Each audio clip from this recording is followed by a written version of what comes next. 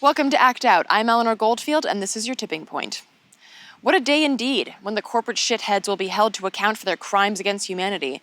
In the meantime, I really do suggest that you take a minute to pay attention to those unmentionables, the ones hiding from our twisted society, because they are more than a few torn clothes and an old lined face.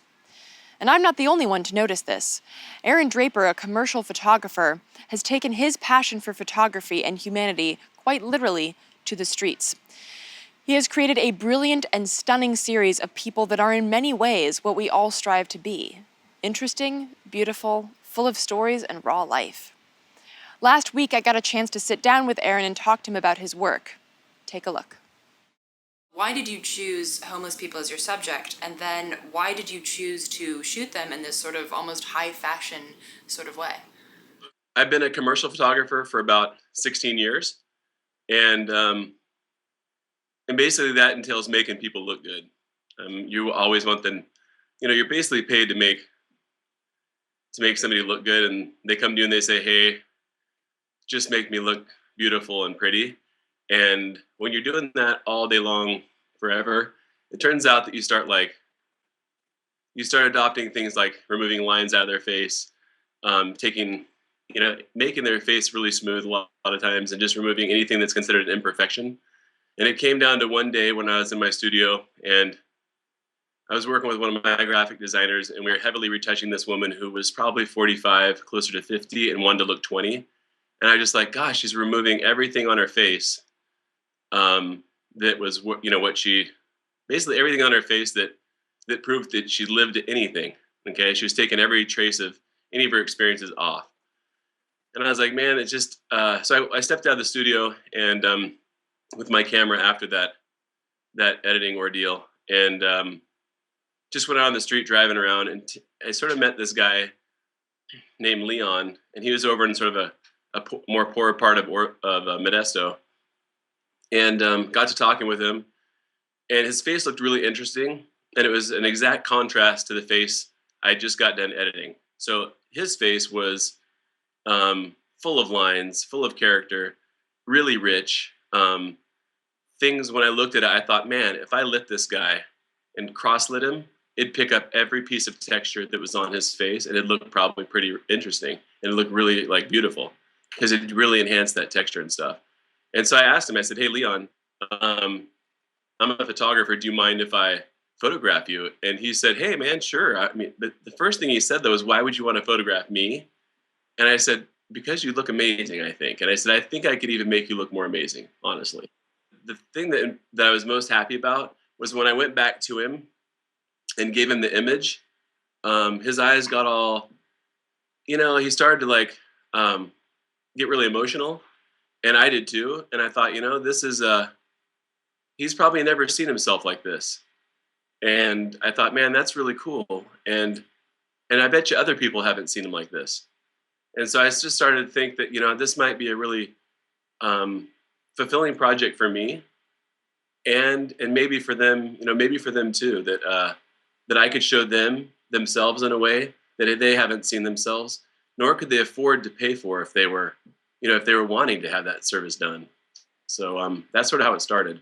And did you think at the time that, because one of the things that really struck me in these images, in contrast to people who just photograph a homeless person on the street, is that you not only bring this sort of almost commercial eloquence and beauty to it, but you also bring out the humanity, like you said, because you're not fixing the lines, you're not fixing the stories that you're actually shining a light on.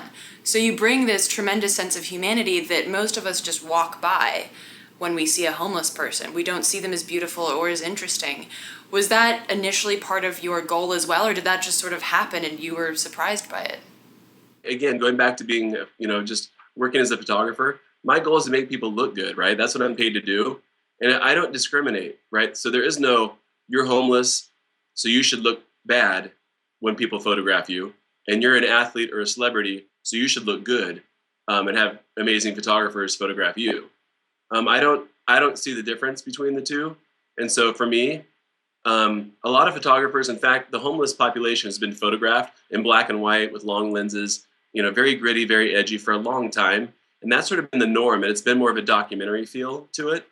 Um, and I don't know if photographers consciously did this, but in my mind, it was a way of saying, they're not worth being lit like this because they're homeless, right? They're not; these aren't paying clients. Why would we bring out huge soft boxes and studio lights and set up a set out under an underpass when it's a homeless dude that nobody's paying us? I mean, where's the money coming from? Art has a tremendous ability to speak to these social constructs, and your work really, really did that by saying, well, why can't they be photographed this way? And they're only conceived in this way because we have created this social construct that puts them in this box, in this paradigm. I'm also curious because you said how it started off with this man named Leon, but how did the others come to be? Like, how do you approach people and say, "Hey, I'd like to bring out all this photographer's equipment and shoot you"? How do you broach that subject? Right. That got a little tricky initially because a lot of them they're really wary of like outside people that they don't know. Um, so unless you're like in their group and the people they know and are homeless yourself, um, they usually generally are very entrusting. And so it happens with that once I shot Leon and photographed him, um, he would tell people, "Oh, that guy's cool. He's the photographer that works with homeless dude. You should get your picture taken." Not to mention, I sweetened the deal by paying them $1 a minute, starting off as a fee for their time. And so I think when I did that, and then asked them to sign a model release and ask their permission, I think those several things together really built a sense that I was legitimate and that I wasn't there just photographing them for who knows what. But I think that they trusted me when I asked their permission was a big thing.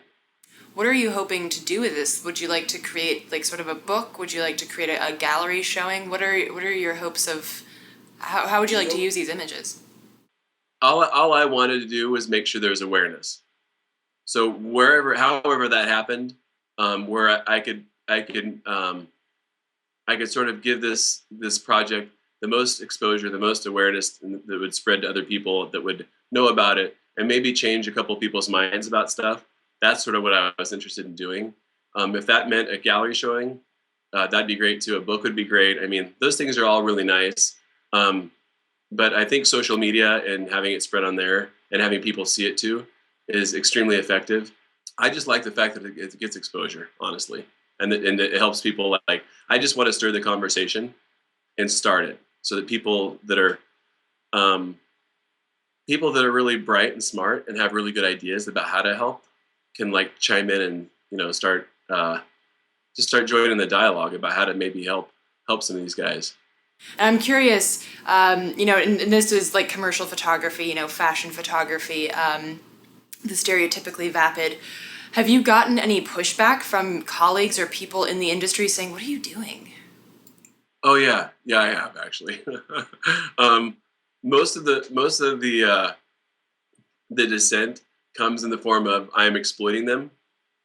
They need to realize that it's a very win-win, like win situation for everybody involved.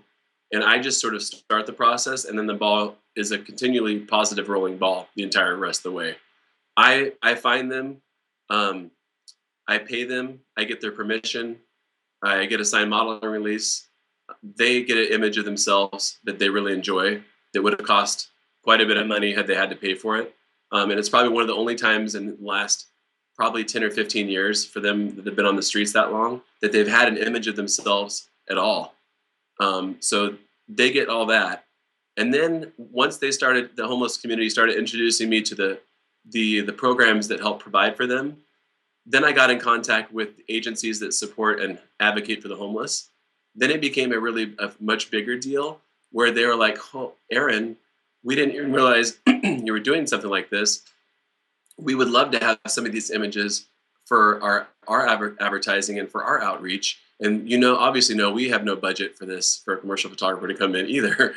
And I was like, "That's cool because I'm not charging you, and that's what these guys are help. The homeless community is going to help you advocate for them because they're modeling for it." So it turned out that their images are going to advocate and help the communities that are serving them. It got quite a bit of exposure on social media, and as you'd expect, there are people in there who are very negative and say that everybody's a drunk and everybody's an alcoholic, and or they come with this idea that they deserve to be there because of choices they've made, and that's completely inaccurate. And if you speak, I mean, that's true for some people, but it's also true for all of us too. I mean, sometimes there are things that happen in life, and we don't have a network, or we don't all have family that we can fall back on. And it's like most of us are one or two catastrophic events away from being on the street ourselves.